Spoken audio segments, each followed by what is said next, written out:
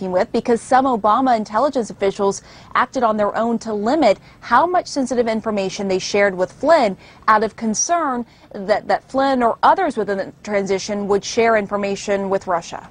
And Anderson, one former official told me that the way the Russians were talking about Flynn was regarded as what he called a five-alarm fire from early on.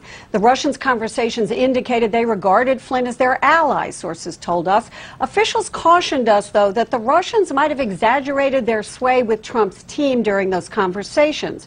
Now, we all know that Flynn's relationship is a long one, and it developed with Russia throughout 2016, months before Flynn was caught on an intercepted call in December, speaking with Russia's Sergei Kislyak. That ultimately led to Flynn's firing as Trump's first national security advisor. Anderson, we've reached out to both Flynn's lawyer, who declined to comment, and the White House, which said this: "We are confident when these inquiries are complete, there will be no evidence to support any collusion between the campaign and Russia." Top former Obama intelligence officials and members of Congress briefed on the matter have all said the same thing. Pamela, we're also learning for the first time details about Flynn's conversations with the Russians.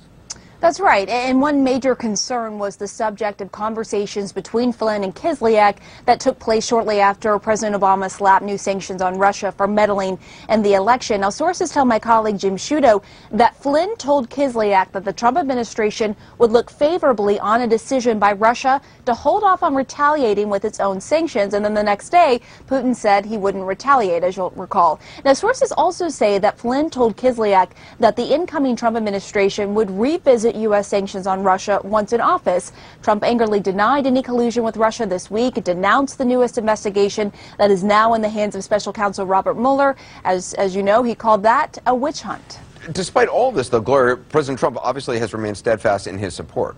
Yes, he's a very loyal guy, as you know, and the most obvious example of his loyalty came out during this memo that we just heard about this week from James Comey, in which Trump reportedly asked the director of the FBI to let the Flynn investigation go. All right, Pam Brown, Gloria Borger, appreciate the breaking story right now. Shortly,